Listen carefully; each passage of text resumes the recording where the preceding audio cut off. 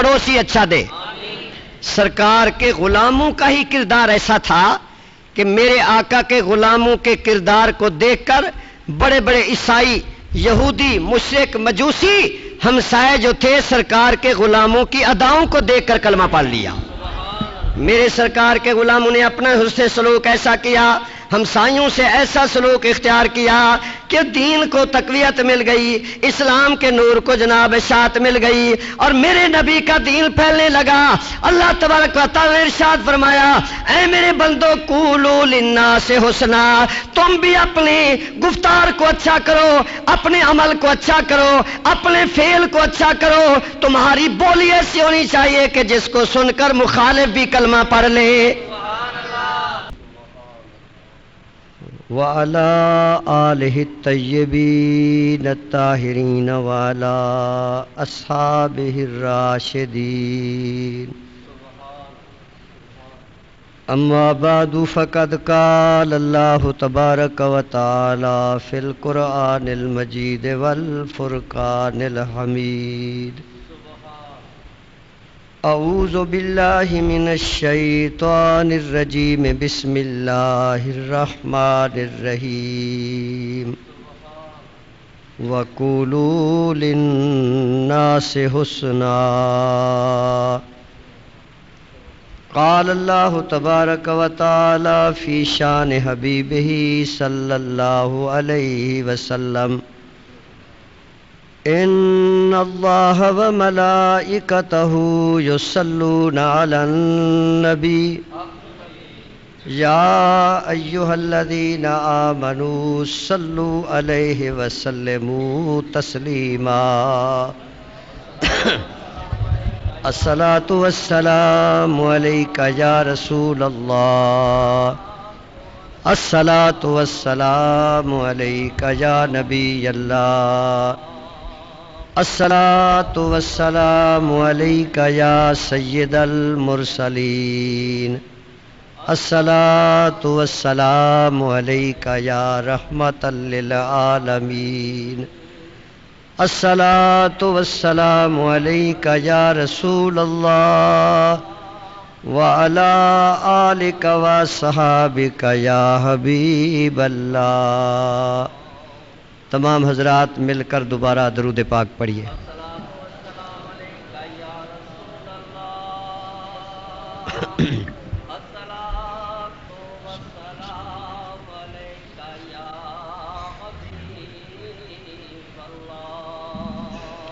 اللہ تبارک و تعالی جل شانہ کی بابرکت کتاب قرآن مجید فرقان حمید کی آیت کریمہ تلاوت کرنے کی سعادت حاصل کی ہے۔ دعا فرمائے رب کریم اس آیت پاک کا صحیح مطلب عرض کرنے کی توفیق عطا فرمائے۔ دعا ہے کہ اللہ رب العزت اپنے پیارے حبیب تاجدار مدینہ سرور سینہ آقا دو عالم فخر آدم و بنی آدم نور مجسم امام الانبیاء احمد مجتبی حضرت محمد مصطفیٰ صلی اللہ علیہ وآلہ وسلم کے طفیل ہمیں عمل کی توفیق عطا فرمائے۔ اللہ تبارک و تعالی نے ہم پر سب سے بڑا احسان فرمایا کہ تمام انبیاء کے سردار کا امتی بنایا۔ اس لحاظ سے ہم تمام انبیاء کی امتوں میں ایک امتیازی حیثیت رکھتے ہیں کہ ہم رحمت للعالمین کے امتی ہیں۔ قرآن مجید میں بھی اللہ فرماتے ہیں کنتم خیر امت، اے میرے حبیب کے امتیو تم بہترین امت ہو۔ جیسے ہمارے آقا تمام انبیاء میں افضل والا ہیں، آپ پر نازل ہونے والی کتاب بھی تمام کتابوں سے افضل اور اعلیٰ کتاب ہے۔ یہ کتاب الحمد سے والناس تک ہم سب کے لیے ہدایت بن کر آئی ہے، اور اللہ قرآن میں بھی ارشاد فرماتا ہے ھدی للمتقین، کہ یہ کتاب پرہیزگاروں کے لیے ہدایت ہے۔ ایک اور مقام پہ ارشاد فرمایا ھدی للناس، یہ کتاب لوگوں کے لیے ہدایت ہے۔ اس کا ایک ایک لفظ ہمارے لیے ہدایت کا ایک عظیم سرچشمہ ہے۔ تو اسی ہدایت کی کتاب میں جو اس نے اپنے پیارے رسول پر نازل فرمائی، اللہ کریم نے ہمیں ارشاد فرمایا کہ اے میرے بندو، قولوا للناس حسنا، کہ میں رب تمہیں تاکید فرما رہا ہوں کہ جب بھی تم کسی سے بات کرو تو اچھے طریقے سے کرو۔ دیکھیے یہ سارا ہمارا جسم جو ہے یہ اللہ کی قدرت کا نمونہ ہے۔ سر سے پاؤں تک کی ساری مشینری دینے والا وہی ہے۔ اور آپ کو پتہ ہے جب کاریگر کوئی چیز بناتا ہے تو وہ چاہتا ہے کہ میری بنائی ہوئی چیز کارآمد چیز ہو، بیکار نہ ہو۔ تو اللہ کریم نے ہمارے جسم کے اعضاء کو کارآمد بنایا ہے، اس لیے ہمیں اپنے جسم کے ہر حصے کو اس طریقے سے استعمال کرنا چاہیے جیسے ہمارا رب چاہتا ہے۔ آنکھیں دی ہیں تو اللہ اسی طریقے سے دیکھنے کی توفیق دے جس پر وہ راضی ہو، اس کا رسول بھی راضی ہو۔ کان اس نے سننے کے لیے دیے ہیں تو ہمیں کوئی غلط بات نہیں سننی چاہیے، فحش باتیں نہیں سننی چاہیے، گانے بجانے نہیں سننے چاہیے، بلکہ اللہ کے فرمان کے مطابق ہمیں کانوں کو استعمال کرنا چاہیے۔ اسی طرح زبان جسم کا ایک اہم جزو ہے جس کو اللہ تعالیٰ نے بولنے کی طاقت عطا فرمائی، تو اس لیے ہمیں اپنی زبان ویسے ہی استعمال کرنی چاہیے جیسے ہمارا رحمان چاہتا ہے۔ زبان سے کسی کو تکلیف نہ دیں، کسی کو دکھ نہ پہنچائیں، کسی کو گالی نہ دیں، زبان سے جھوٹ نہ بولیں، بری باتیں نہ کریں۔ تو زبان جسم کا ایک انتہائی اہم ترین حصہ ہے۔ اس لیے اللہ فرماتے میرے بندوں میں رب چاہتا ہوں قولوا للناس حسنا، کہ جب تم اپنی زبان سے کچھ کہو یا بولو تو لوگوں سے اچھے طریقے سے بولا کرو، بہترین طریقے سے بولا کرو، تمہارے بولنے سے کسی کو تکلیف نہ پہنچے، تمہارے بولنے سے کسی کو رنج نہ پہنچے۔ تو دعا کیجیے اللہ تعالی ہمیں اپنے تمام جسم کو سرکار کی شریعت کے مطابق استعمال کرنے کی توفیق عطا فرمائے۔ تو گزشتہ جمعہ آپ کے سامنے جو موضوع چل رہا تھا وہ تھے ہمسائے کے حقوق، پڑوسی کیسا ہونا چاہیے، پڑوسی سے ہمیں کیسا سلوک کرنا چاہیے۔ تو یہ باتیں پچھلے جمعے قرآن و حدیث کی روشنی میں آپ کے سامنے شروع کی تھیں۔ تو اللہ تعالیٰ بھی قرآن میں واضح فرماتا ہے، جار ذی القربہ کا لفظ بھی آیا ہے کہ میں رب تمہیں تاکید فرماتا ہوں کہ اپنے قریبی پڑوسیوں سے اچھا سلوک کرو۔ اور یہ بھی آیا ہے کہ جو دور کے پڑوسی ہیں ان سے بھی اچھا سلوک کرو۔ تو پڑوسی، ہمسایہ، محلے دار، اس سے اچھا سلوک کرنے کا حکم رب نے قرآن میں دیا اور میرے آقا نے اپنے حدیث کے بیان میں عطا فرمایا۔ حتیٰ کہ سرکار دو عالم امام الانبیاء علیہ السلام فرماتے ہیں جبریل نے مجھے آ کر پڑوسی کے بارے میں اتنی شان بیان کی کہ مجھے گمان ہونے لگا کہ کہیں پڑوسی کو مسلمان کے مال میں حصہ دار نہ بنا دیا جائے، وارث نہ بنا دیا جائے۔ اچھی چیز پکاؤ، پڑوسی کے گھر بھیجو، اچھی چیز کھاؤ، پہلے پڑوسی کو بچوں کو کھلاؤ۔ کسی تمہارے فعل سے، کسی قول سے، کسی عمل سے پڑوسی کو تکلیف نہیں ہونی چاہیے۔ اس لیے سرکار فرماتے ہیں جس نے پڑوسی کو ستایا اس نے مجھے ستایا، اور جس نے مجھے ستایا اس نے رب کو ستایا، اور جس نے رب کو ایذا دی وہ جہنم کا ایندھن بنے گا۔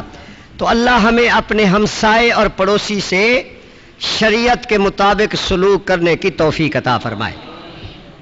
اور میرے آقا سرور کائنات علیہ السلام کی زندگی ہمارے لیے بہترین نمونہ ہے۔ آپ کو علم ہے کہ سرکار نے اپنے حسن اخلاق سے، اپنے پیار سے ایسا مظاہرہ فرمایا کہ بڑے بڑے کافر آپ کے سلوک اور پڑوسی کے ہمسائے کے حقوق کو دیکھ کر کہ سرکار کتنا خیال فرماتے ہیں، میرے آقا کی اسی رحمت للعالمین کو دیکھ کر سینکڑوں یہودیوں نے کلمہ پڑھ لیا تھا، ہزاروں مشرکوں نے کلمہ پڑھ لیا، بے شمار مجوسیوں نے کلمہ پڑھ لیا، عیسائی اور یہودی سرکار کے اخلاق حسنہ کو دیکھ کر مسلمان بن گئے۔ اس لیے آج کفر والے اعتراض کرتے ہیں کہ اسلام تلوار سے پھیلا، لیکن نہیں، اسلام تلوار سے نہیں پھیلا، میرے مصطفیٰ کے اخلاق سے پھیلا ہے۔ سرکار دو عالم تاجدار مدینہ علیہ الصلوۃ والسلام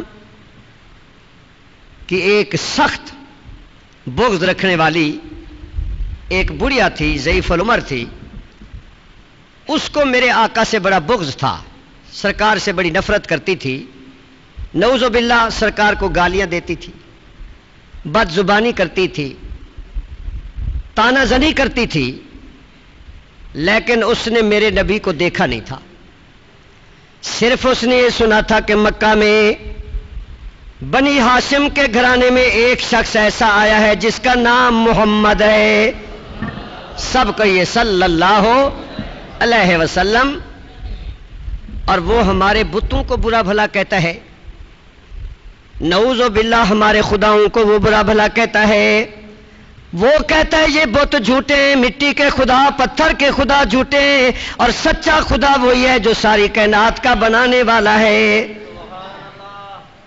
تو اس بڑھیا کو بتوں سے بڑا پیار تھا، اپنے جھوٹے خداؤں سے بڑا پیار تھا، اور سرکار سے بڑی نفرت کرتی تھی، حتیٰ کہ لوگ اسے کہتے کہ بھئی تو مکے میں رہتی ہے، پڑوس میں رہتی ہے، ذرا ایک دفعہ مل تو لے۔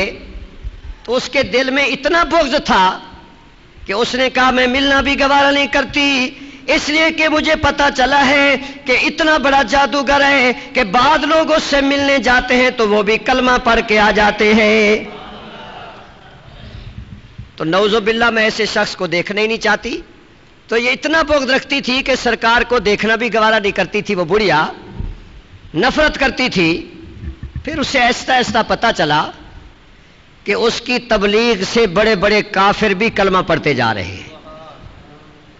جب اس نے یہ محسوس کیا کہ مکے کے بڑے بڑے کافر، بڑے بڑے پت پرست میرے رشتہ دار کلمہ پڑھتے جا رہے ہیں، تو نعوذ باللہ وہ کہتی تھی اس کے پاس کوئی معجزہ نہیں ہے، کوئی کمال نہیں ہے، یہ تو جادوگر بن کے آیا ہے، تو کہیں ایسا نہ ہو کہ اس کا جادو مجھ پہ اثر کر جائے۔ تو اس نے ارادہ کر لیا کہ میں اس بستی کو چھوڑ دوں اور کہیں اور چلی جاؤں، کہیں اس کا جادو مجھ پہ اثر نہ کر لے۔ ادھر بڑھیا کا بغض دیکھو اور میرے مصطفیٰ کی رحمت والی شان دیکھو۔ اس بڑھیا نے جناب مکے کو چھوڑنے کا پروگرام بنا لیا، سرکار کے ڈر سے چھوڑے جا رہی ہے۔ محلے والوں نے بڑا سمجھایا، رشتہ داروں نے بڑا سمجھایا، کہنے لگے نہیں، جب عمر جیسا سخت آدمی اس کا غلام بن گیا ہے، اور عثمان نے بھی کلمہ پڑھ لیا ہے، حمزہ نے بھی کلمہ پڑھ لیا ہے، اتنے بڑے بڑے ہماری برادری کے لیڈر اور سخت کافر، انہوں نے جب کلمہ پڑھ لیا ہے تو معلوم ہوتا ہے محمد کے جادو کا اثر ان پہ ہو گیا ہے، اور کہیں وہ جادو مجھ پر اثر نہ کر جائے، اس لیے میں مکہ چھوڑ کے جانا چاہتی ہوں۔ اب یہ واقعہ آپ نے ہزاروں دفعہ سنا، لیکن میں سرکار کے اخلاق کریمہ اور حسن سلوک کی بات کر رہا ہوں کہ میرے آقا کے اخلاق کی وجہ سے کتنے لوگوں نے سرکار کی غلامی اختیار کر لی۔ اب اس بڑھیا نے سامان سفر باندھا اور مکے کو چھوڑنے کا مکمل پروگرام بنا لیا۔ سامان سفر جناب بہت بڑی گٹھڑی باندھ کے، وہ ضعیف العمر جو لاٹھی کے سارے چلنے والی تھی، سامان سفر باندھ کے دروازے کے باہر رکھ دیا۔ اب اس انتظار میں تھی کہ کوئی ایسا شخص گزرے تاکہ وہ میرا سامان اٹھا کر میری مدد کرے اور مجھے کچھ دور تک باہر چھوڑائے، تاکہ میں اس بستی سے نکل کر کہیں دور چلی جاؤں اور اس محمد کے جادو سے بچ جاؤں۔ یہ اس بڑھیا کا ایک حرکت تھی، فعل تھا، اور سرکار سے نفرت کا طریقہ تھا، لیکن قربان جاؤں میرے رب، بندے کے منصوبے کچھ ہوتے ہیں، تیرا پروگرام کچھ اور ہوتا ہے۔ اور اللہ قرآن میں ارشاد فرماتے ہیں لِيَقْضِيَ اللَّهُ أَمْرًا كَانَ مَفْعُولًا، سبحان اللہ۔ اللہ ارشاد فرماتے بندو تم کچھ پروگرام بناتے ہو، تم کچھ باتیں سوچتے ہو، تمہارے کچھ منصوبے ہوتے ہیں، لیکن تمہارے منصوبے غلط ہو سکتے ہیں۔ لِيَقْضِيَ اللَّهُ أَمْرًا كَانَ مَفْعُولًا، میں اللہ جس کام کا فیصلہ فرما لیتا ہوں وہ کام ہو کے ہی رہتا ہے۔ اب بڑھیا کا تھا مکے چھوڑ کر جانے کا پروگرام رسول پاک کی نفرت سے، لیکن اللہ کا پروگرام تھا کہ میں تجھے ہی کلمہ نہ پڑھا دوں تو مجھے رب نہ کہنا۔ اب وہ سامان باندھ کے باہر کھڑی ہوئی ہے، بہت سی گٹھڑی تیار کی ہوئی ہے، انتظار میں ہے کہ کوئی شخص آ جائے۔ واہ میرے رب کریم تیری شان کتنا بلند ہے، سبحان اللہ، اللہ اکبر۔ نور حق شمع الہی کو بجھا سکتا ہے کون، سبحان اللہ، سارے پڑھیے۔ نور حق شمع الہی کو بجھا نور حق شمع الہی کو بجھا سکتا ہے کون، جس کا حامی ہو خدا اس کو مٹا سکتا ہے کون، جس کا حامی ہو خدا اس کو مٹا سکتا ہے کون۔ بڑھیا میرے نبی کے دین کو مٹانے کی خاطر نعوذ باللہ سرکار سے نفرت کر کے سامان باندھ کے تیار کھڑی ہے، باہر جا رہی ہے، اور یا اللہ تیرا منصوبہ کتنا بڑا اعلیٰ ہے کہ وہ کسی مددگار کے انتظار میں ہے، اور اللہ نے اس کی مدد کے لیے پیارے مصطفیٰ کو اسی راستے سے بھیج دیا۔ اب اس نے چونکہ سرکار کو نفرت کی وجہ سے دیکھا نہیں تھا، اچانک سرکار وہاں سے گزرے تو بڑھیا انتظار میں کھڑی ہے کہ کوئی آئے جو میرے سامان کو اٹھا کر مجھے آگے چھوڑ آئے۔ جب سرکار کو آتا ہوا دیکھا تو دور سے دیکھ کے کہنے لگی یہ عرب کا نوجوان تو ایسا ہے کہ ایسا خوبصورت نوجوان میں نے کبھی زندگی میں نہیں دیکھا، سبحان اللہ سبحان اللہ۔ اور یہی عقیدہ صحابہ کرام کا تھا کہ ساری دنیا کی شکل و صورت ایک طرف، میرے مصطفیٰ کی شکل و صورت ایک طرف۔ اب وہ جس نے جناب سرکار کا چمکتا ہوا چہرہ دیکھا، نورانی چہرہ دیکھا، آپ کو بلایا، بڑھیا نے بلایا۔ سرکار بڑھیا کے قریب آ کر کھڑے ہو گئے۔ بڑھیا کہنے لگی بیٹا تو کون ہے، کہاں جا رہا ہے؟ حضور نے فرمایا اماں تو بتا تیرا کیا کام ہے، کوئی پریشانی ہے تو میں آسان کر دوں، تیری کوئی مشکل ہے تو میں دور کر دوں۔ تو بڑھیا جناب بڑے عجیب توجہ سے کہنے لگی، بڑے جناب محبت بڑے انداز سے کہنے لگی بیٹا تجھے پتہ ہے مکہ میں ایک شخص ہے جس کا نام محمد ہے۔ کیا نام ہے؟ ایک دفعہ کہو کیسا پیارا نام ہے، محمد صلی اللہ۔ اگر کوئی شخص بہت زیادہ ضدی ہو کہ میں نہیں چوموں گا تو وہ گھر جا کے شیشہ دیکھ لے، جب نبی کا نام لے گا تو لب خود بخود چومیں گے ایک دوسرے کو۔ یعنی آپ محمد کہہ کر دیکھیں، اوپر والا لب نیچے والے کو چومے گا، نیچے والا اوپر والے کو چومے گا، یہ نام ہی ایسا پیارا ہے۔ بیٹا میں نے سنا ہے مکے میں ایک شخص محمد آگے ہے اور وہ ہمارے خداؤں کو برا بھلا کہتا ہے، ہمارے بتوں کے خلاف باتیں کرتا ہے، ہم جن کی پوجا کرتے ہیں وہ ان کی مخالفت کرتا ہے، اور وہ ایک نیا دین لایا ہے کہ یہ سارے بت جھوٹے ہیں اور ایک ہی پیدا کرنے والا ہے، ایک ہی اللہ ہے۔ تو میں اس کے سحر سے اور جادو سے بچ کر جا رہی ہوں، کیونکہ سنا ہے جو اس سے ملتا ہے وہی کلمہ پڑھ لیتا ہے، جو اس کو دیکھتا ہے وہی کلمہ پڑھ لیتا ہے۔ تو بڑے بڑے کافر عمر جیسے، حمزہ جیسے، مسلمان جیسے کلمہ پڑھ چکے ہیں، تو میں ڈر رہی ہوں کہیں مجھ پر بھی جادو نہ چل جائے۔ تو سرکار نے فرمایا اماں کہاں جا رہی ہے چھوڑ کے؟ تو وہ بڑھیا کہنے لگی بیٹا تو بڑا خوبصورت ہے، تیرا چہرہ بڑا چمکدار ہے، تجھے بھی میں نصیحت کر رہی ہوں کہ اس سے بچ کے رہنا اور میرا سامان اٹھا لے تاکہ میں بھی اس کے جادو سے بچ جاؤں۔ میں اسی سے ڈر کر جا رہی ہوں، اسی کی نفرت کی وجہ سے بستی چھوڑ کے جا رہی ہوں، اس لیے میرا سامان اٹھانے والا کوئی نہیں تھا، میں تو انتظار میں کھڑی تھی۔ میرے آقا نے فرمایا کہ اماں جی تیرا سامان اٹھانے کے لیے میں خود حاضر ہوں۔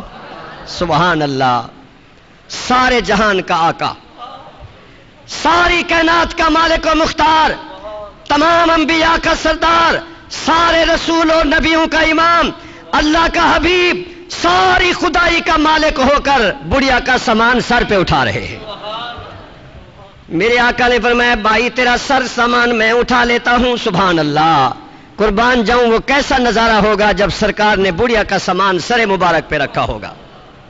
سلام اس پر کہ جس نے بے کسوں کی دستگیری کی، سارے پڑھیے، سلام اس پر کہ جس نے بے کسوں کی، سلام اس پر کہ جس نے بے کسوں کی دستگیری کی، سلام اس پر کہ جس نے بادشاہی میں فقیری کی، سلام اس پر کہ جس نے فضل کے موتی بکھیرے ہیں، سلام اس پر بروں کو جس نے فرمایا کہ میرے ہیں۔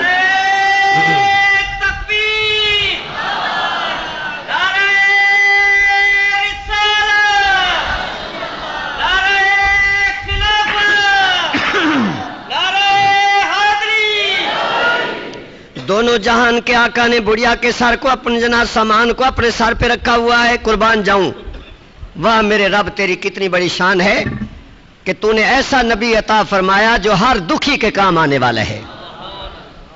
اگرچہ میرے نبی کو علم تھا یہ بڑھیا مجھ سے بغض رکھتی ہے، بڑھیا مجھ سے حسد کرتی ہے، مجھ سے نفرت کرتی ہے، میری خصوصی دشمن ہے، میرے نام سے جلتی ہے، میری نبوت کی مخالف ہے، رب کے نام سے حسد کرتی ہے، لیکن قربان جاؤں دانستہ طور پر جان بوجھ کر میرے آقا نے اپنی مخالف اور گالیاں دینے والی بڑھیا کے سامان کو اپنے سر پہ رکھا ہوا ہے۔ سرکار لے جا رہے ہیں، بڑھیا نے کہا بس یہ میرے عزیزوں کا گھر ہے، بیٹا یہیں تک چھوڑ دو، آگے میں دیکھوں گی جہاں جانا ہوگا، کچھ دن میں یہاں قیام کروں گی، بیٹا سامان رکھ دو، لیکن بیٹا پھر تاکید کر رہی ہوں کہ اس نبی سے بچ کے رہنا، اس نبی سے، بیٹا اس نبی سے بچ کے رہنا، میں پھر تجھے کہہ رہی ہوں۔ سبحان اللہ، واہ میرے آقا تیری شان۔ تو سرکار مسکرا دیے اس تبسم کی عادت پہ، پھر وہ بڑھیا جناب سرکار کے سر پہ ہاتھ پھیرتی ہے، بیٹا تو خوبصورت بڑا ہے، تیرے چہرے کی چمک بڑی شاندار ہے، اور بیٹا تیری مسکراہٹ کیسی پیاری ہے، اور تیرا جسم بھی خوشبودار ہے، تو اتنا خوبصورت اور اچھا نوجوان ہے، میں تجھے تاکید کرتی ہوں اس جادوگر رسول سے بچ کے رہنا۔ سرکار مسکراتے رہے۔ اللہ اکبر۔ آخر رب کے پروگرام اور ہوتے ہیں، تو بڑھیا سے رب نے کہلائی دیا۔ بڑھیا کہنے لگی بیٹا تو نے میرا سامان اٹھایا، میری مدد کی، بڑا تعاون کیا تو نے، لیکن ابھی تک تو نے نام نہیں بتایا، تیرا نام کیا ہے؟ واہ میرے آقا تیری شان۔ بڑھیا نے پوچھا تیرا نام کیا ہے؟ قربان جاؤں مصطفیٰ کریم تیری شان پر۔ جب اس بڑھیا نے میرے نبی کا نام پوچھا، میرے نبی پھر مسکرائے اور حضور نے فرمایا بڑھیا اب تو نے نام پوچھ لیا ہے تو مجھے بتانا پڑے گا، جس محمد سے تو ڈر کے جا رہی ہے وہی میں محمد الرسول اللہ ہوں۔ جس کے ڈر سے تو جا رہی ہے میں وہی محمد رسول اللہ ہوں، میں وہی نبی ہوں۔ جب سرکار کے منہ مبارک سے، زبان مبارک سے یہ لفظ نکلے تو مائی فوراً قدموں میں گر گئی۔ سرکار نے قدموں سے اٹھا لیا اور فرمایا مائی قدموں پہ نہ گر، تو میری ماں کے برابر ہے۔ قدموں پہ گر گئی اور کہنے لگی میں بھولی ہوئی تھی، تیرا چہرہ ہی گواہی دے رہا تھا اور تیرے حسن سلوک نے مجھے گرویدہ بنا لیا۔ اگر تو ہی محمد ہے تو پہلے مجھے کلمہ پڑھا دے، اگر تو ہی رسول ہے تو مجھے کلمہ پڑھا دے۔ جس کا اخلاق اتنا اچھا ہے، جس کا تعامل اتنا اچھا ہے، جس کی شکل اتنا اچھی ہے، جس کی گفتار اتنا اچھی ہے، جس کی رفتار اتنا اچھی ہے، جس کا کلام اتنا پیارا ہے، تو اب تو میں کلمہ پڑھتی ہوں اور تیرے دامن سے وابستہ ہوتی ہوں۔ حضور نے فرمایا بڑھیا یہ سامان میں نے گٹھڑی بوجھ یہاں نہیں اٹھایا، بلکہ قیامت کے دن بھی سارے گناہگاروں کا بوجھ میں مصطفیٰ اٹھاؤں گا۔ تو مل کر پڑھیے وہ نبیوں میں رحمت لقب پانے والے، وہ نبیوں میں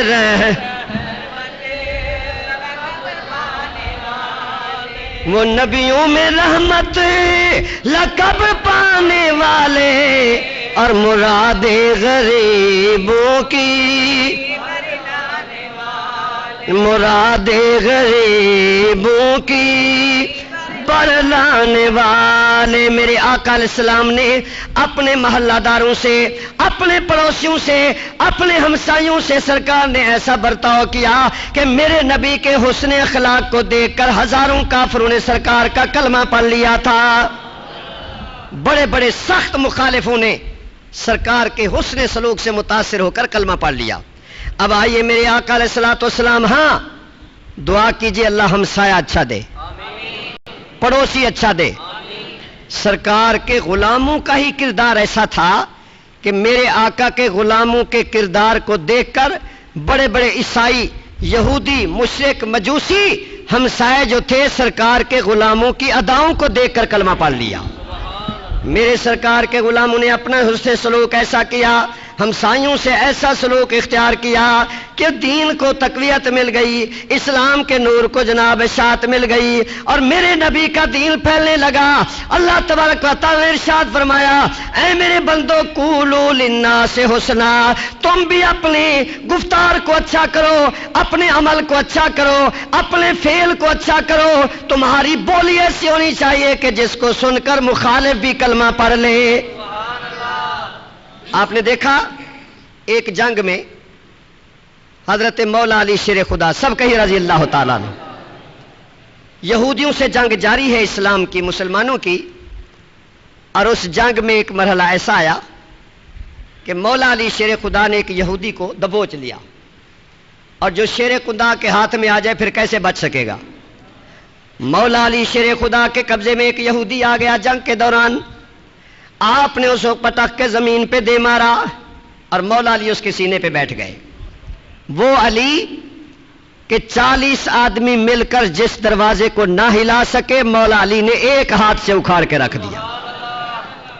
شیر خدا مشکل کشا مولا علی ایک یہودی کے سینے پر بیٹھ گئے، تلوار ہاتھ میں تھی، اور آپ نے فرمایا میرے نبی کے دشمن، میرے رب کے مخالف، میرے دین کے دشمن، میرے قرآن کے دشمن، میرے نبی کی شریعت کے دشمن، تو ہم سے لڑنے آیا ہے، دیکھ اللہ تعالیٰ نے اپنے نبی کے غلاموں کو کتنا شان عطا فرمائی ہے۔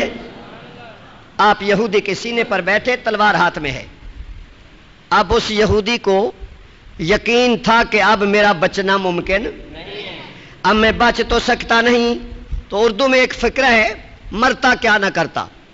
تو اس نے سوچا کہ مر تو رہا ہوں، اب علی کے ہاتھوں سے بچنا تو مشکل ہے، تو کیوں نہ میں آخری بھی اپنے حسد اور بغض کی بھاپ نکال لوں۔ تو اس ظالم نے نیچے لیٹے ہوئے مولا علی کے چہرہ مبارک کی طرف تھوک دیا۔ یہ اس نے حسد کی آگ بھڑکانے کے لیے، جناب اپنا بغض نکالنے کے لیے، نیچے تو پڑا ہوا تھا، موت اس کے سر پہ سوار تھی، مولا علی کے چہرے کی طرف تھوک دیا۔ حضرت مولا علی کے چہرے کی طرف جب تھوکا، مولا علی نے تلوار ایک طرف رکھ دی، اور آپ سینے سے ہٹ کر ایک طرف کھڑے ہو گئے اور فرمایا جا میں نے تجھے معاف فرما دیا۔ سبحان اللہ، جا میں نے تجھے معاف کر دیا۔ اب وہ جناب یہودی بڑا حیران کہ میری موت اس کے ہاتھ میں تھی، تلوار اس کے ہاتھ میں تھی، وہ چاہتا تو میرے گلے کو کاٹ دیتا، میرے سر کے کئی ٹکڑے کر دیتا، میں نے اس کو جناب تکلیف پہنچائی ہے، میں نے اس کے چہرے پر تھوکا ہے، لیکن اسلام کی تعلیم دیکھیے، میرے نبی کے دین کی تعلیم دیکھیے، اے علی تو نے مجھے کیوں معاف کر دیا، کیوں چھوڑ دیا؟ مولا علی نے فرمایا کہ میں لڑ رہا تھا اللہ کے دین کے لیے، میں لڑ رہا تھا نبی کی شریعت کے لیے، میں لڑ رہا تھا دین الہی کے لیے، میں اپنے قرآن اور اسلام کی،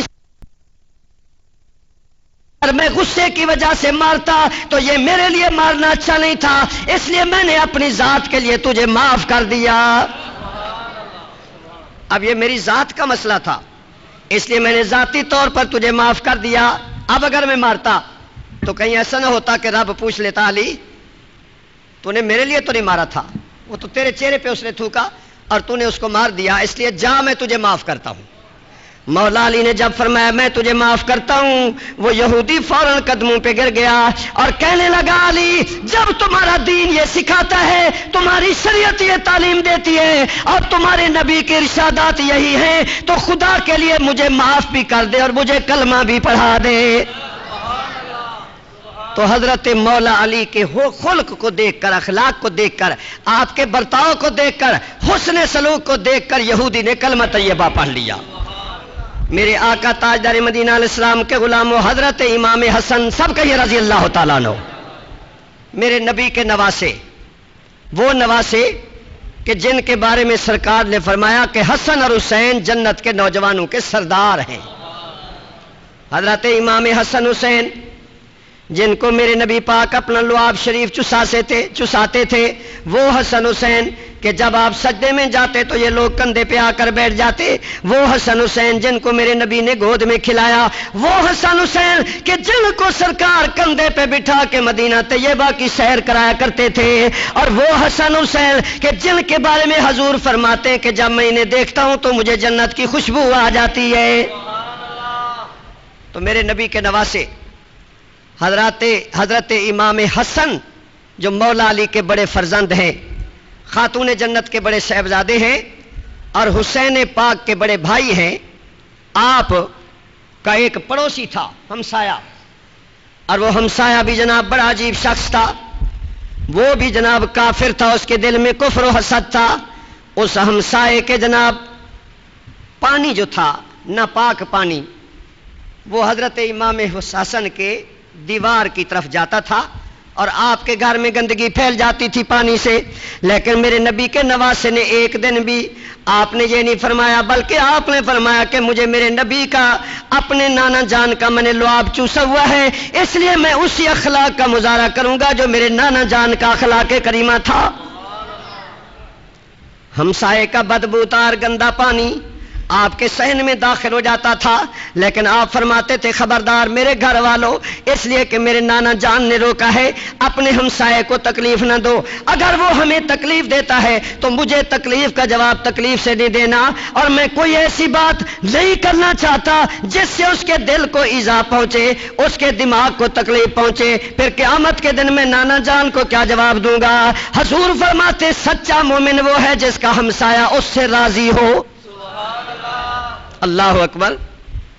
اور برا شخص وہ ہے کہ جس کی کردار سے اس کا ہمسایہ تنگ ہو، جس کی باتوں سے اس کا ہمسایہ تنگ ہو، جس کے جناب اقوال سے اس کا ہمسایہ تنگ ہو، جو ہمسایہ کو تنگ کرتا رہتا ہو۔ جیسے پچھلے جمعے میں نے آپ کو سنایا کہ ایک صحابی نے باقاعدہ حضور سے آ کر کہا یا رسول اللہ ایک عورت ہے، صرف 5 وقت نماز نہیں بلکہ نوافل بڑی پڑھتی ہے، وظائف بڑے پڑھتی ہے، حج بھی بڑے کرتی ہے، سارا دن تسبیح پڑھتی رہتی ہے، بڑی نیک ہے، لیکن ہمسائے اس سے بڑے تنگ ہیں، ہمسایوں سے لڑتی رہتی ہے۔ تو حضور نے فرمایا گواہ ہو جاؤ وہ جہنم میں جائے گی۔ اتنی عبادت گزار، اور لفظ تھے سرکار کے ہے یا فی النار، وہ جہنم میں جائے گی۔ لیکن ایک عورت کا تذکرہ میرے نبی کے سامنے ہوا کہ حضور 5 نمازیں تو پڑھتی ہے لیکن نوافل نہیں پڑھ سکتی، وظائف نہیں پڑھ سکتی، زیادہ عبادت نہیں کر سکتی، فرائض ادا کرنے کے بعد وہ اپنے گھریلو کام میں مصروف ہو جاتی ہے، عبادت گزار تو زیادہ نہیں ہے، لیکن اس کے ہمسائے، اس کی پڑوسی عورتیں اس کے کردار سے بڑا خوش ہیں اور اس اخلاق سے بڑی متاثر ہیں۔ حضور نے فرمایا میں مالک کے 2 جہاں یہیں بیٹھے بیٹھے خوشخبری دے رہا ہوں کہ یا فی الجنہ، وہ پکی جنتی ہے۔ تو ہمسائے جس کی زبان سے تنگ ہوں وہ جہنم میں جائے گا، اور ہمسائے جس کے کردار اور زبان سے مطمئن ہوں اور خوش ہوں وہ جنت میں جائے گا۔ تو اس لیے آپ میرے لیے، میں آپ کے لیے دعا کروں اللہ ہمیں ہمسائے کے ساتھ اچھا سلوک کرنے کی توفیق عطا فرمائے، پیار محبت سے رہنے کی توفیق عطا فرمائے، ایک بے کو سلا نہ ماروں بلکہ پیار دے پھول تقسیم کروں۔ تو ہمسائے سے اچھا سلوک، کیونکہ ہمسائے پیو مار جائے۔ میرے آقا تاجدار مدینہ علیہ السلام کے نواسے امام حسن کے گھر پڑوسی کافر ہے ہمسایہ، اس کے لیٹرین کا، بیت الخلاء کا بدبودار پانی، کپڑے دھونے والا بدبودار پانی، کیچڑ والا پانی آپ کے گھر میں داخل، صحن میں داخل ہوتا۔ گھر والوں نے کہا حضرت آپ اسے روکیے یا کسی غلام کو کہہ دیجئے جا کر روکے. آپ نے فرمایا خبردار اگر ہماری کسی لفظ سے اس کو تکلیف پہنچی تو قیامت میں نانا جان کو کیا جواب دوں گا. سبحان اللہ. آپ نے فرمایا کوئی بات نہیں صاف کر دیا کرو. ایک دن اسی ہمسائے کی بیوی حضرت امام حسن کے گھر میں آئی. اس نے دیکھا کہ ہماری دیوار سے گندا پانی ان کے سیل میں داخل ہو رہا ہے. وہ بڑی شرمندہ ہوئی اور معذرت کرنے لگی. حضرت امام حسن نے فرمایا بیٹا کوئی بات نہیں, اگر پانی کا نکاس کہیں اور کوئی نہیں ہے, میرے گھر میں پانی آتا ہے تو میں محسوس نہیں کرتا. اللہ تمہیں خوش رکھے, اللہ تمہیں ہر تکلیف سے بچائے, اللہ تمہیں ہر پریشانی سے بچائے. اس لیے کہ میں اس نبی کا نواسا ہوں کہ جس نبی کو طائف والوں نے پتھر مارے تھے تو میرا نانا دعائیں فرمایا کرتا تھا. سبحان اللہ. میرا نانا دعائیں فرمایا کرتا تھا اور میرے نانا کی دعاؤں کا یہ اثر تھا کہ ادھر دعا فرمائی ہے, چند دن کے بعد پوری بستی نے کلمہ پڑھ لیا ہے. اس لیے کوئی بات نہیں اگر پانی آتا ہے تو میں اسے محسوس نہیں کرتا. لیکن وہ بڑی شرمندہ ہوئی ہمسائی. اللہ اکبر.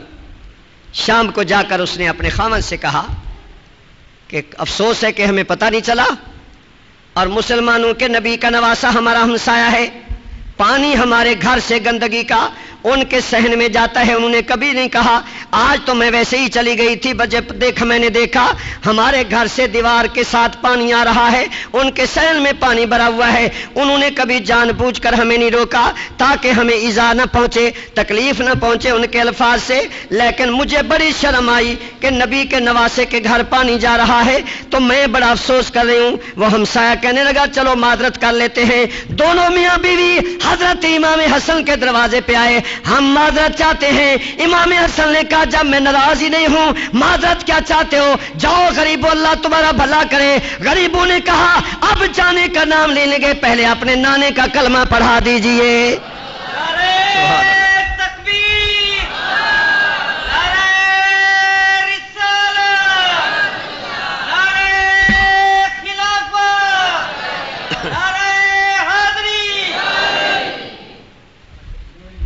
سبحان اللہ سبحان اللہ. اللہ تعالیٰ بابا جی کی زندگی میں برکت عطا فرمائے, ان کو ہر پریشانی سے بچائے, ہر مصیبت سے بچائے. انہوں نے میرے نبی کا اخلاق حسنہ سن کر نوری مسجد کے لیے 100 روپے عطا فرمائے. اللہ تعالیٰ رزق میں برکت عطا فرمائے اور اب آپ سب کو بھی ان کے نقش قدم پہ چلنے کی توفیق عطا فرمائے اور ہمیں بھی اخلاق مصطفیٰ کا مجسمہ بنائے.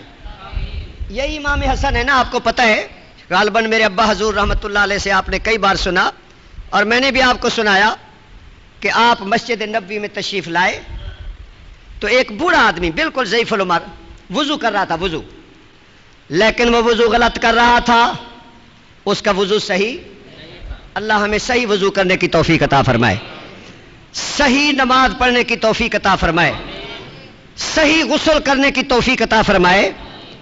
اور میں اس ذمہ میں بری الذمہ ہوں, اس لیے بری الذمہ ہوں کہ ایک تو ابا حضور رحمۃ اللہ علیہ نے دین کا یہ عظیم مرکز بنایا. اس مدرسے میں صبح سے رات تک روزانہ یہی دین پڑھایا جاتا ہے, یہی سکھایا جاتا ہے. تو ایک تو ہم اس لیے بری ذمہ ہے کہ ہم نے مرکز کھولا ہوا ہے.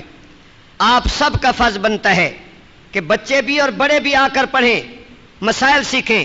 اور دوسرا اس لیے بھی بری ذمہ ہوں کہ میں نے ابا حضور رحمۃ اللہ علیہ کے فرمان پر جب جمعہ شروع کرایا تھا تو ہر جمعہ کو مسئلے وضو کے مسئلے بتا چکا ہوں, غسل کے مسئلے بتا چکا ہوں, نماز کا طریقہ بتا چکا ہوں. اب کوئی یہ نہیں کہہ سکتا کہ حضرت آپ نے تو کبھی بتایا ہی نہیں. تو الحمدللہ میں بتا چکا ہوں, جس کو سمجھ نہ آئے اس کا پوچھنا بھی فرض. بولتے نہیں بھائی, اس کا پوچھنا بھی فرض. اگر ہمارا بتانا فرض ہے تو آپ کا پوچھنا بھی. بلکہ میں قرآن کا فرمان آپ کو سناتا ہوں. قاری صاحبان بیٹھے, قرآن میں آتے فاسألوا اہل الذکر ان کنتم لا تعلمون. ہمارے بزرگ حافظ اللہ ڈیتا صاحب ابا جی رشید شاہ میں کرائے کے مکان پہ جمعہ پڑھاتے تھے, وہاں سے جمعہ پڑھنے لگے ہیں اور اب تک جمعہ پڑھ رہے ہیں. اللہ ان کو صحت عطا فرمائے. اور یہ کہتے ہیں کسی جمعے ناغا ہو جائے تو اظہر صاحب خواب میں دیدار کرا دیتے, تو جمعہ پڑھنے کیوں نہیں آیا. تو حافظ صاحب بیٹھے ہیں آپ کے سامنے, پرانے بزرگ بیٹھے ہیں. تو اللہ کے فضل و کرم سے ان سے پوچھیے. اللہ فرماتے ہیں فاسألوا اہل الذکر ان کنتم لا تعلمون. اے بندو جن کو میں نے ذکر کی توفیق دی ہے، علم کی توفیق دی ہے، جس چیز کا تمہیں علم نہیں ہے تو علم والوں سے بولو، علم والوں سے۔ حیرت تے ہے جو چٹن ڈانی تھی گن تے وفد بنا کے ہر جمعے طلاق دے مسئلے پوچھ دیں۔ اسی میرے پوتر غصے چ آکھ دیتے 3 دفعہ حرام حرام، ہن کیا کروں، ہن مولوی کیا کرے؟ ال پوچھن ساڈے کول طلاق آپ دے بعد پوچھتے ساڈے کولن تاکہ ساڈا نکاح ہی توڑاویں۔ یہ بڑے چلاک ہوندے میں جاتے، ہر جمعے کوئی نہ کوئی طلاق دا مسئلہ آویں دے، 3 دفعہ آکھ تے ول پوچھن آویں دن تے بھائی میرے کول نہ پوچھا کرو، اسحاق قریشی کول ونجو پیسے ہوں کو دیو تہاڈے طلاق دا مسئلہ حل ہی کر دے سی، تے ٹھیک ہے نا پھر تے میرے کول نہ پوچھا کرو۔ جو 3 دفعہ اپنی بیوی کو طلاق دے دے ول پتے جات واللہ ڈاٹا مرے دے اکھے کا بڑے چاکھس چا کہیں گلکڑی پاتی طلاق دیتی ہے وے وہ نہیں بولے دے سارے، کہیں پیار نالی طلاق دی، طلاق کاورے ہوندی ہے نا بھائی، طلاق غصے میں ہی ہوتی ہے، ول اے سادہ جات سے نا رستہ قابو کرنے اسی وہ غصے سے دے دیتی ہے تے بیا طلاق محبت دے ویندی ہے بھائی، چاہے غصے میں ہو چاہے پاگل پن میں ہو، اور طلاق اتنا نازک ترین مسئلہ ہے کہ چاہے مذاق میں بھی طلاق دیتے تو طلاق بولتے نہیں ہے، طلاق مذاق چی اگر آدھا کھڑے نا تو ول بھی طلاق ہوے نہیں ہے، او صحیح والوں دی زال تک نہیں سنیا، سبحان اللہ۔ یہ پھر مسئلہ سن لو، اگر ایک آدمی امریکہ میں بیٹھا ہو اور وہ وہاں اپنے دوستوں میں کہے میں اپنی بیوی کو طلاق طلاق طلاق دیتا ہوں تو پھر بھی طلاق، بیوی کا سننا ضروری، بیوی کا موجود ہونا ضروری، اس لیے سرکار فرماتے ہیں جتنے حلال کام ہیں نا ان سب سے زیادہ ناپسند اللہ کو طلاق ہے، تو مذاق میں بھی نہ کہا کرو، غصے بھی نہ کہا کرو، ول بیا واللہ مرے نہ جاتے ساکوں اسی بال نکے نکے مولوی صاحب کوئی حل کڈو، انہیں جان نہیں چھڑیں دے، اتھوں جو شروع تھی ابا جی دے مزار تک وے نہ پیچھو لگے رہندے ول کمرے چاہنا پیچھو اسی کوئی حل کڈو چا، ہن حال میں جڑا کڈے سا تو قبول نہ تھی سی۔ میرے آقا تاجدار مدینہ علیہ الصلوۃ والسلام کے غلاموں، میرے آقا کی خلق کی تصویر، میرے آقا کے حسن سلوک کی تصویر، ہمسایوں سے پیار کرنے کی تصویر، پڑوسی سے سلوک کرنے کی تصویر، اگر سرکار کی شریعت کا ہر حکم اور ہر بات کی ہم تصویر بن جائیں تو آج بھی دنیا بدل سکتی ہے، آج بھی انقلاب کی محمد سے وفا تو نے تو ہم تے، سارے پڑھیے کی محمد سے وفا تو نے تو ہم تیرے ہیں، کی محمد سے وفا تو نے تو ہم تیرے ہیں، اور یہ جہاں چیز ہے کیا لوح و قلم تے۔ ایک بوڑھا شخص، سبحان اللہ،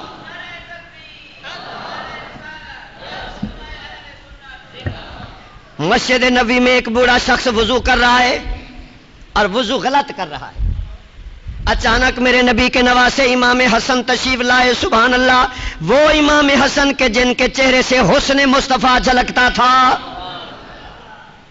ماشاءاللہ، درود پاک پڑھیے سارے حضرات، سبحان اللہ سبحان اللہ۔ حاجی محمد لطیف ڈوگر صاحب، اور آپ شجابادی سب جانتے ہیں کہ یہ وہ خاندان ہے کہ یہ راجپوت، یہ ڈوگر، یہ قریشی صاحبان، یہ بلوچ صاحبان، یہ 4 قومیں ایسی ہیں کہ جن کے افراد مل کر میرے حضور غزالی زماں قبلہ کاظمی کریم کی خدمت میں گئے تھے کہ شجاباد سارا وہابیت کی لپیٹ میں ہے تو کوئی مجاہد دیجئے، تو میرے ابا حضور کا انتخاب ولی کامل کاظمی کریم نے کیا تھا۔ تو یہ لطیف ڈوگر بھی اسی خاندان سے تعلق رکھتے ہیں جن کے بزرگ مولانا حکیم محمد شریف صاحب، حکیم حاجی محمد رفیق صاحب، یہ اس وفد میں شامل تھے جو کاظمی صاحب کے پاس گئے تھے، ہمیں کوئی عالم دیجئے، تو میرے حضور کاظمی صاحب کی نظر ولایت کا صدقہ کہ انہوں نے ابا جی کا انتخاب کیا، اور کاظمی کریم کی ولایت اور شاہ جمالی کریم کی ولایت کا صدقہ ابا جی نے نور حق کی ایسی شمع روشن کی کہ شجاباد کے کونے کونے سے یا رسول اللہ کی آوازیں بلند ہو رہی ہیں۔ تو حاجی محمد لطیف ڈوگر صاحب نے مسجد کے لیے 500 روپے عطا فرمائے۔ مجھے اگرچہ مسجد والوں نے کہا تھا کہ جناب تقریباً 2 لاکھ خرچ ہو گیا شامیانے اور یہ اوپر ساری جو آٹومیٹک جناب مشین لگائی گئی ہے اس کے لیے، لیکن میں نے آپ سے مانگا نہیں، کیونکہ میں نے تجربہ کیا جب میں مانگتا ہوں تو آپ دیتے نہیں، اس لیے میں نے مانگنا چھوڑ دیا۔ اب خود بخود اللہ آپ کے دل میں رحم پیدا فرمائے، اور مسجد اور مدرسے کو زیادہ سے زیادہ دینے کی توفیق عطا فرمائے۔ میرے بھائی چھوٹے مشتاق صاحب جو دن رات مدرسے کا کام کرتے ہیں، مجھے ہر جمعے کہتے ہیں بھائی گندم کے لیے کہہ دو، تو اللہ آپ کو ہر جمعے اپنے سائیکل موٹر اور سائیکل پر گندم لانے کی توفیق عطا فرمائے۔ جنہیں آمین آکھیے اگلے جمعے چاہیے آمین۔ تو اس لیے بھائی مدرسے کے لیے گندم بھی 1 من 2 من موٹر سائیکل پر سائیکل پر آپ تشریف نہیں لا سکتے تو ہمارے کسی طالب علم کو لے جائیے، گندم 1 سال کی پوری مدرسے کے طلباء کے لیے بھیجیے، مسجد کا خرچہ اور اللہ کے راستے میں جتنا دیا جائے اللہ اتنا برکت عطا فرما دیتا ہے۔ بہرحال میں عرض کر رہا تھا، میرے نبی کے نواسے مسجد نبی میں تشریف لائے، ایک بوڑھا شخص وضو کر رہا ہے اور وضو بھی غلط کر رہا ہے، نبی کی سنت کے خلاف وضو کر رہا ہے۔ اب امام حسن نے سوچا کہ میں ہوں اپنے مصطفیٰ کے در سے شریعت سیکھنے والا، اپنے نانا جان سے شریعت سیکھنے والا ہوں، اب میں اس بابے کو کیسے سمجھاؤں؟ تو وضو غلط کر رہا ہے۔ دل میں خیال آیا اگر میں کہتا ہوں بابا جی تو وضو غلط کر رہا ہے تو کہیں اس کے دل میں جناب تکلیف نہ ہو جائے، غصے میں نہ آ جائے، اس کو ایذا نہ پہنچے، کہیں یہ شرمندہ نہ ہو جائے، تو پھر میں نانے کو کیا جواب دوں گا کہ تو نے بوڑھے کو شرمندہ کر دیا، بوڑھے کو تکلیف پہنچائی۔ سبحان اللہ، یہ تھے حسن اخل مصطفیٰ کی تصویریں۔ آپ نے سوچا میں اسے کیسے سمجھاؤں؟ تھوڑی دیر آپ کھڑے رہے، میں کیسے کہوں بابا جی غلط وضو کر رہا ہے، میں تو عمر میں بہت چھوٹا ہوں، یہ تو عمر میں بہت بڑے ہیں، لیکن وضو نانا جان کے طریقے کے خلاف کر رہے ہیں۔ تو امام حسن کھڑے رہے، دیکھتے رہے۔ جب بابا جی نے وضو کر لیا تو نبی کے نواسے تیری اداؤں پہ قربان جاؤ۔ آپ نے یہ نہیں فرمایا کہ بابا تو نے وضو غلط کیا، بلکہ آپ نے فرمایا بابا جی ذرا رک جاؤ، مجھے وضو کرنے دو اور دیکھتے رہو میں وضو کیسے کرتا ہوں، ذرا میری غلطی تو نکال دینا، میرا وضو دیکھ لو میں وضو کیسے کرتا ہوں، بابا جی میری بھی اصلاح کرتے جانا۔ سبحان اللہ، رحمت للعالمین کے نواسے ہیں۔ آپ فرماتے ہیں ذرا مجھے دیکھو میں وضو کیسے کرتا ہوں، بابا جی ذرا دیکھنا میں وضو صحیح کرتا ہوں یا نہیں۔ اس بابا جی کے دل میں بھی خیال آیا کہ میرے نبی کا نواسا ہے، نبی کی اداؤں سے سیکھنے والا ہے، اس لیے معلوم ہوتا ہے میں نے وضو میں کوئی غلطی کی ہے، ان کی غلطی کا تو امکان ہی نہیں ہے۔ تو بابا جی سمجھ گئے کہ انہوں نے میری رکھوالی کی، میری جناب صحیح معنی میں دل رکھنے کا کیا، اور میرے دل کو انہوں نے غم زدہ نہ ہونے دیا، میرے دل و دماغ کو ایذا پہنچانا گوارا نہ کیا، اس لیے میری حوصلہ شکنی انہوں نے برداشت نہیں کی، اس لیے مجھے دیکھنا چاہیے شاید میں ہی غلط وضو کر رہا تھا۔ تو بابا جی حضرت امام حسن کے قریب کھڑے ہو گئے اور میرے نبی کے نواسے کا وضو دیکھنے لگے۔ سبحان اللہ، وضو دیکھنے لگے۔ تو واقعی جب امام حسن پاک نے اپنے نبی کے سکھائے ہوئے سبق کے مطابق وضو کیا تو بابے کو پتا چل گیا میں نے فلاں جگہ غلطی کی ہے، فلاں جگہ غلطی کی ہے۔ تو بابا شرمندہ ہو کر ہاتھ چومنے لگا، کہنے لگا بیٹا تیرے پرانے نانا کا بھی پوری کائنات پریشان ہے کہ ان کی وجہ سے قیامت میں ہماری مغفرت ہوگی، اور بیٹا میں تیرا شکر گزار ہوں کہ تو نے حسن اخلاق سے مجھے صحیح وضو کرا دیا ہے۔ تو حضرت امام حسن نے دل توڑنا گوارا نہ کیا۔ تو جب ہمیں بھی چاہیے کہ ہم اپنے ہمسائے کا دل، شاباش بولیے، ہمسائے کا دل، کسی پڑوسی کا دل، کسی کے دل کو جناب دکھائے نہیں، بلکہ آپ کو پتہ ہے جو یہاں نماز پڑھنے آئے ہیں امام صاحبان، بہت سے امام صاحبان تشریف لاتے ہیں جن کے ہاں جمعہ نہیں آتا، حضور نے تو اتنا بھی گوارا نہیں فرمایا کہ نماز کے اندر قرات لمبی پڑھو، سرکار نے فرمایا خبردار اتنی لمبی نہ پڑھو کسی نمازی کو تکلیف نہ پہنچے، کیونکہ نمازیوں میں بوڑھے بھی کھڑے ہوتے ہیں، بیمار بھی کھڑے ہوتے ہیں، کمزور بھی کھڑے ہوتے ہیں، اور قاری صاحب اپنی خوش آوازی میں ساری سورت رحمان پڑھ دے تو اگلے جمعے نمازی کوئی نہیں آئے گا، وہ اکثر بس تو ہی پڑھ دے ایسا گھر پڑھ سو نماز۔ تو اس لیے صورتیں بھی اتنی، میرے چچا حاجی راؤ محفوظ علی دعا کیجئے اللہ انہیں صحت عطا فرمائے، یعنی اتنا تکلیف کے باوجود وہ چلنا ان کے لیے مشکل ہوتا ہے، گھٹنے میں درد ہوتا ہے، لیکن میرے رب کا کرم ہے اور نبی کا معجزہ ہے اور یہ ان کی نماز کی برکت ہے، نماز پڑھنے آتے ہیں تو پھر کوئی تکلیف نہیں، نماز ساری بیماریوں کا علاج ہے۔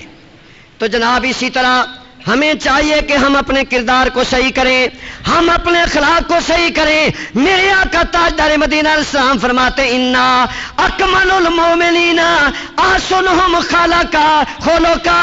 حضور فرماتے میری امت میں کامل مومن وہی ہے جس کا اخلاق سب سے اچھا ہے۔ اگر ہم نمازی بھی ہیں، حاجی بھی ہیں، روزہ دار بھی ہیں اور لوگوں سے لڑتے رہتے ہیں تو پھر ہمارے کردار کا کوئی فائدہ نہیں۔ اس لیے ہمیں اپنا اخلاق اچھا کرنا چاہیے، حسن سلوک سے لوگوں سے پیش آنا چاہیے۔ اور سرور کائنات علیہ السلام نے فرمایا کہ جب تم نماز پڑھاؤ تو لوگ مقتدی کا خیال کیا کرو۔ بعض کمزور بھی کھڑے ہوتے ہیں جو زیادہ دیر کھڑے نہیں ہو سکتے، بعض بوڑھے اور بیمار کھڑے ہوتے ہیں جو زیادہ دیر کھڑے نہیں ہو سکتے، اس لیے لمبی قرات نہ کیا کرو، قرات اتنی کیا کرو کہ خوشی سے سارے نمازی خوش ہو کر نماز ادا کر سکیں۔ تو اس لیے کتنا، اور اگر ہمسایہ برا مل جائے تو اللہ کی پناہ، وہ دنیا میں بھی اور تکلیف دیتا ہے اور قبر میں بھی۔ بلکہ نزہۃ المجالس امام عبد الرحمن صفوری رحمۃ اللہ علیہ کا واقعہ میں ابھی جمعہ سے پہلے پڑھ رہا تھا، تو اس میں امام حسن بصری رحمۃ اللہ علیہ کی ایک بات آئی۔ آپ فرماتے ہیں ایک آدمی کا بیٹا نوجوان فوت ہو گیا۔ جب اس کا بیٹا نوجوان فوت ہوا، اب دیکھیے لودھرا سے آئے ہیں جمعہ پڑھنے، جب اس کا بیٹا فوت ہو گیا، بالکل نوجوان بیٹا، تو ایک ہفتے کے بعد اس شخص نے خواب میں دیکھا کہ اس کے بیٹے کے سارے بال سفید ہو گئے۔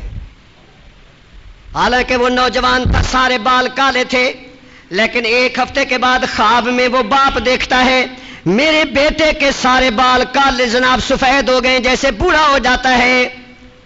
تو وہ آدمی کانپ گیا، کہنے لگا بیٹا یہ بتاؤ تمہارے بال سفید کیوں ہو گئے ہیں؟ تو امام حسن بصری فرماتے ہیں کہ اس بیٹے نے جواب دیا ابا جی میں جوانی کے عالم میں موت میں آ گیا، مر گیا، آپ نے مجھے دفن کر دیا، واقعی میرے بال کالے تھے اور میرے ایسے ہی رہنے چاہیے تھے، لیکن ابا جی کیا کروں، جب آپ لوگوں نے مجھے دفن کیا تو میرے 2 دن دفن ہونے کے بعد میرے قریب ایک قبر آ کر بنی، اور وہ بندہ تھا شرابی۔ جو قریب آ کر جس کی قبر بنی وہ کیا تھا؟ وہ میرا جو پڑوس میں ہمسایہ آ گیا وہ شرابی تھا۔ اب اس شرابی کو اتنا سخت عذاب ہونے لگا کہ اس کی چیخ و پکار سن کر مجھ جیسے نوجوان کے بھی ڈر کے مارے بال سفید ہو گئے۔ ہمسایہ برا ہو تو قبرستان میں بھی تکلیف۔ میرا خیال ہے اب حافظ صاحبان سے ایک اور مسئلہ نہ پوچھ لوں، اس لیے قرآن میں ایک دعا آتی ہے، اور وہ دعا کیا ہے؟ توفنی مسلمون والحقنی، سارے پڑھیے، توفنی مسلمون والحقنی، یعنی اللہ فرماتا ہے کہ زندگی میں دعا کیا کرو، یا اللہ مجھے موت دینی ہو تو مسلمان موت دے، اور جب میں مر جاؤں تو میری قبر نیکوں کے ساتھ بنا دے۔ وَأَلْحِقْنِي بِالصَّالِحِينَ۔ لوگ تو اتنے بدبخت ہیں بعض کہ آج ولیوں کے دروازے پہ جانا شرک سمجھتے ہیں، اولیاء کے پاس حاضری سے شرک سمجھتے ہیں، لیکن اللہ قرآن میں فرما رہا ہے کہ دعا مانگو کہ یا اللہ اگر مجھے موت دے تو اسلام والی موت عطا فرما، اور جب میں مر جاؤں الحقنی بالصالحین، کہ میری قبر بھی نیک بندے کے پاس بنوا دینا، اور یا اللہ جب قیامت کے دن جاؤں تو مجھے نیک کے ساتھ ہی بخش دینا۔ ہر مشکل دی کنجی یارو اور ہاتھ ولیاں دے، شاباش ذوق سے پڑھیے، ہر مشکل دی کنجی یارو اور ہاتھ ولیاں دے۔ آج رات میں روانہ ہو رہا ہوں اسلام آباد، جو زور سے پڑھے گا کل گولڈا شریف میں دعا مانگوں گا اس کے لیے۔ سارے پڑھو جناب، ہر مشکل دی کنجی یارو اور ہاتھ ولیاں دے آئی، اور ولی نظر کرن جس ویلے اور مشکل رہے نا کائی۔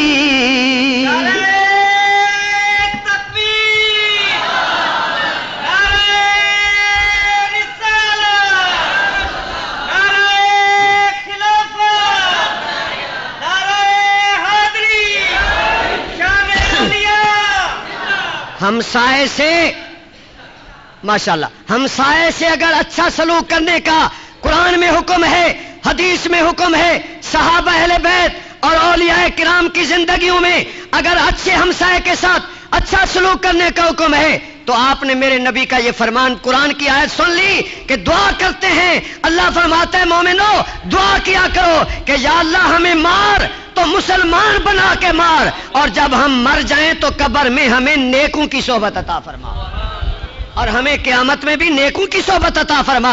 اور آؤ آخری حدیث سناتا ہوں اور تقریر ختم. حدیث ہے، صرف ترجمہ کروں گا. حدیث میں میرے آقا فرماتے ہیں کہ جب تم سفر پہ جاؤ، کہاں جاؤ؟